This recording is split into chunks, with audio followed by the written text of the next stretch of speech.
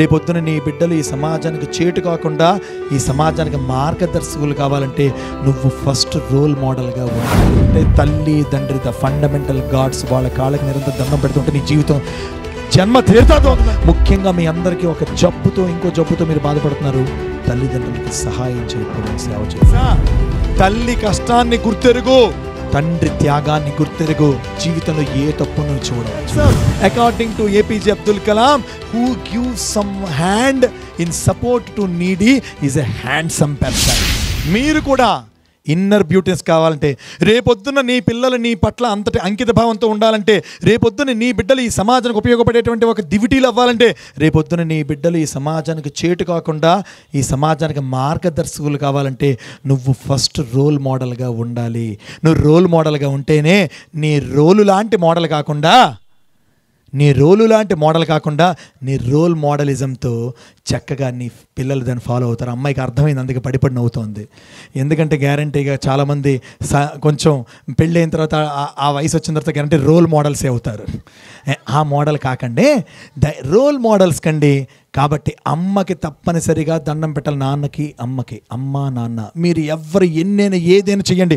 ఈ వినాయకుడు మొక్కు, యేసుక్రీస్తుని ఆరాధించు, లేకపోతే నువ్వు ముస్లిం అయితే అల్లా అక్బర్ అను, షరియత్ పఠించు, నమాజ్ పఠించు, బైబిల్ పఠించు, భగవద్గీత చదువు, లేదా ఓం శ్రీ సాయి, ఓం శ్రీ సాయి. నువ్వు ఎన్ని దేవుళ్ళు, షిరిడి సాయ, సత్సాయ, ఏ సాయి అన్నగానే ఒకే ఒక్క స్థాయిలో నువ్వు మాత్రం ఉండాలి. అంటే తల్లి తండ్రి ద ఫండమెంటల్ గాడ్స్, వాళ్ళ కాళ్ళకి నిరంతరం దండం పెడుతుంటే నీ జీవితం జన్మ తీర్థార్థం అవుతుందంటే.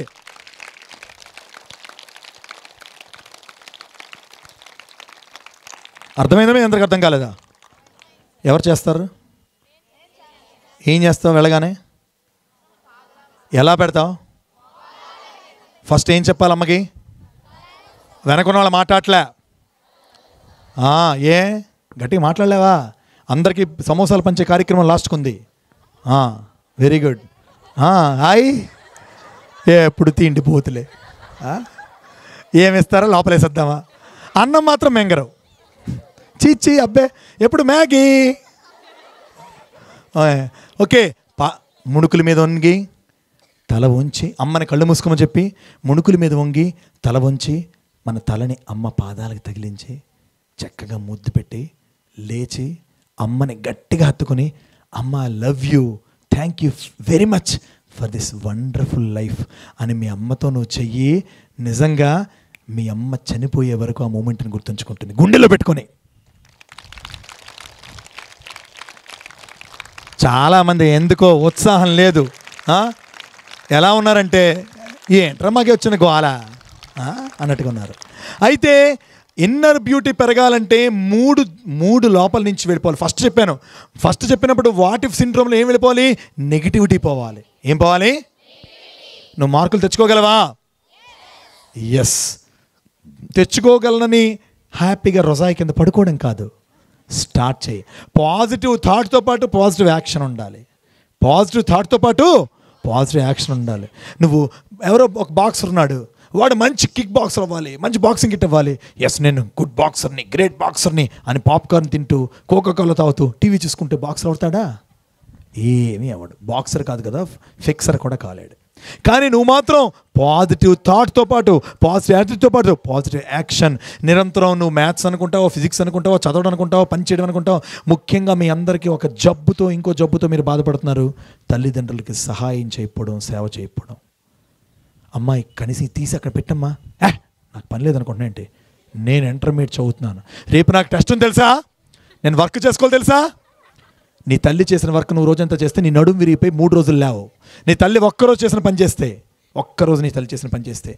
నీ తల్లి నిన్ను కనడానికి 45 డెసిమల్స్, చూడండి 45 డెసిమల్స్, 45 పాయింట్ల నొప్పి మించితే చచ్చిపోతాడు మానవుడు. అలాంటిది నీ తల్లి నిన్ను గండానికి నార్మల్ డెలివరీలో 57 డెసిమల్స్ నొప్పిని భరించింది. రేపొద్దున మీ అందరూ భరించబోతున్నారు. కాబట్టి మీ అందరూ దేవతలు, మీకు hats off.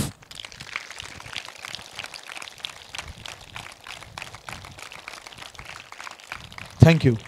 So inner beautiness అనేటువంటిది దేనివల్ల వస్తుంది? మంచి ఆలోచన, మంచి విషయాలు, మంచి నడవడిక, తల్లిదండ్రుల పట్ల ప్రేమభావం, తల్లిదండ్రులకు సహాయం చేయడం.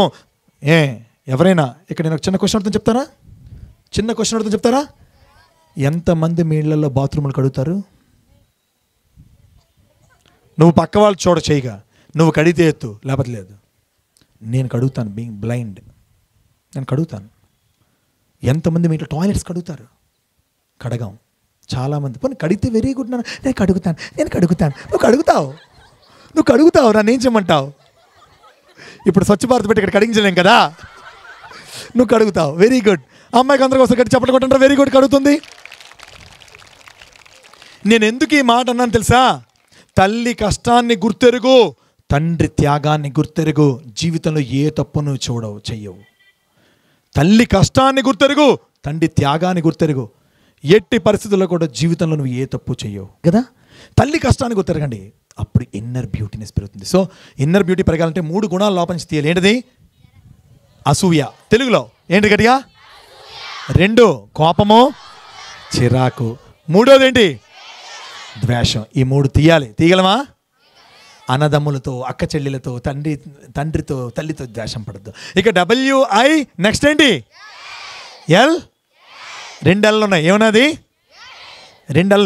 LL ఏంటది? Love your life.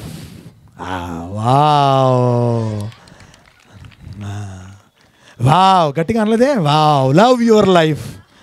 Love your life ఏంటిది? మన జీవితాన్ని ప్రేమించాలి. మన జీవితాన్ని ప్రేమించడం అంటే, ప్రేమ అంటే ఏంటో తెలుసుకోవాలి. అబ్బా, చాలా ఇంపార్టెంట్. మీకు చాలా చాలా చాలా important. What is love sir? ఎందుకు సార్ ఈ లవ్ కోసం ఇక్కడ విల్ పవర్ అని చెప్పి మీరేంటి సార్ ప్రేమ పాఠాలు చెప్తున్నారు? కరెక్ట్. ఈరోజు ఎందుకు ఇలాగ ప్రపంచం సర్వనాశనం అయిపోతుంది తెలుసా? అర్జున్ రెడ్డి వాడో పెద్ద జడ్డి.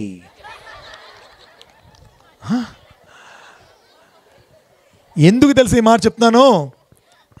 విను. Love your life. Love your life. Life spelling ఎలాగా? నేను ఈ మీనింగ్ చెప్తే రేపొద్దున నువ్వు మీ ఫియాన్సీకి ఎంగేజ్మెంట్ అయిపోయిన తర్వాత నువ్వు రాసి ఈ ట్యాగ్ లైన్ ఇస్తావు గ్యారంటీగా.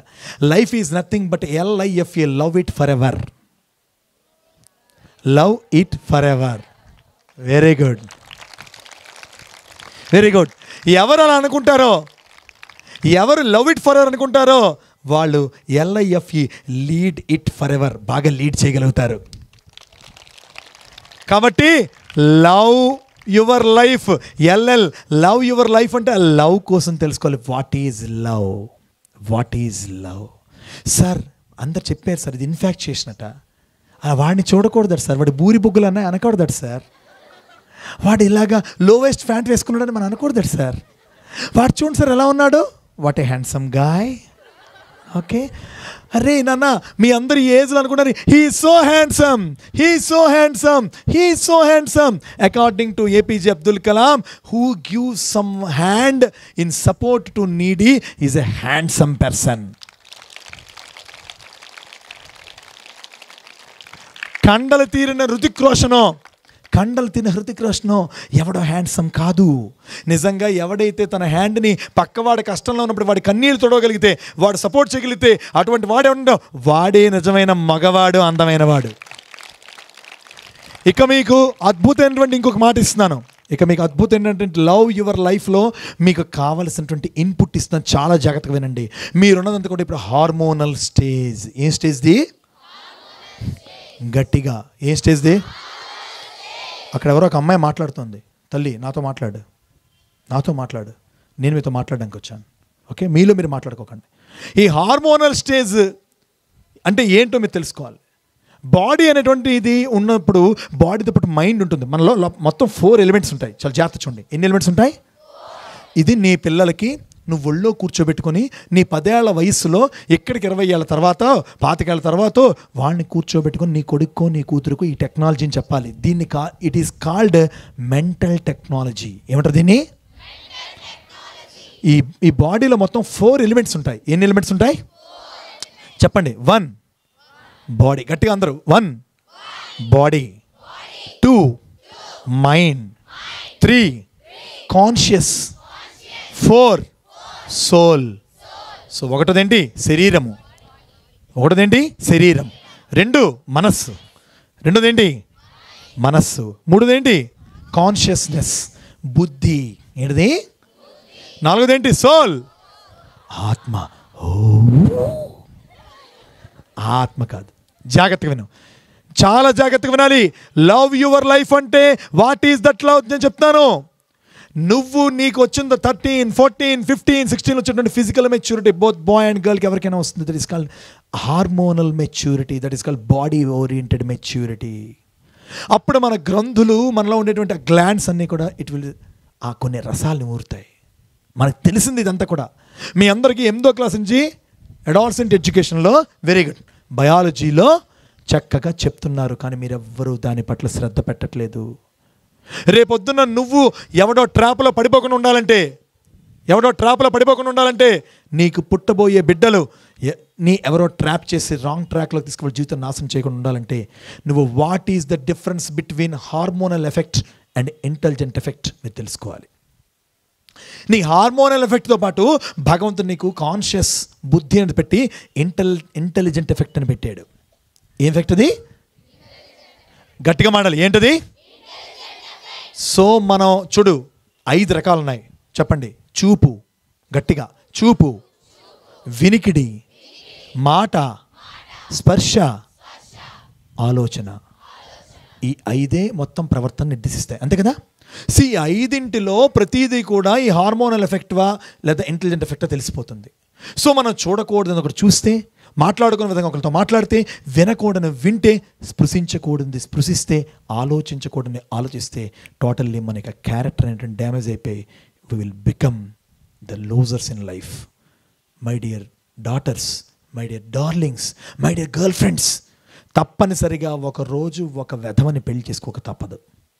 ఆ రోజు దాకా ఎట్టి తప్పుడు తోవలోని మీరు ఉండకుండా మీ ఇంటెలిజెన్స్ ఎప్పటికీ గెలిచి మీ అమ్మా నాన్న చెప్పిన సంబంధం చూసుకొని చేసుకున్నప్పుడు మీ అమ్మా నాన్నగారికి మీరు ఇచ్చే ఫండమెంటల్ గిఫ్ట్ అదే మీ జీవితంలో. గుర్తుంచుకోండి. అందరూ కూడా కొంచెం గట్టిగా,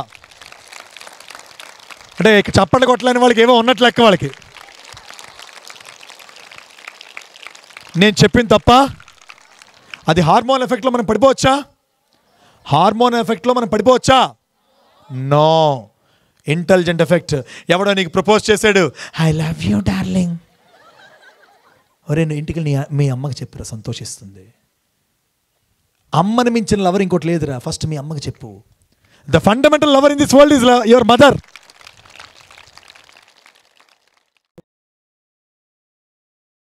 Like this video, share this video and subscribe to Lhasa Foundation YouTube channel and click on the bell icon for notifications. Do write your valuable comments and suggestions in the comment box and ask for more new videos on which subjects you want. Support Lhasa Mission.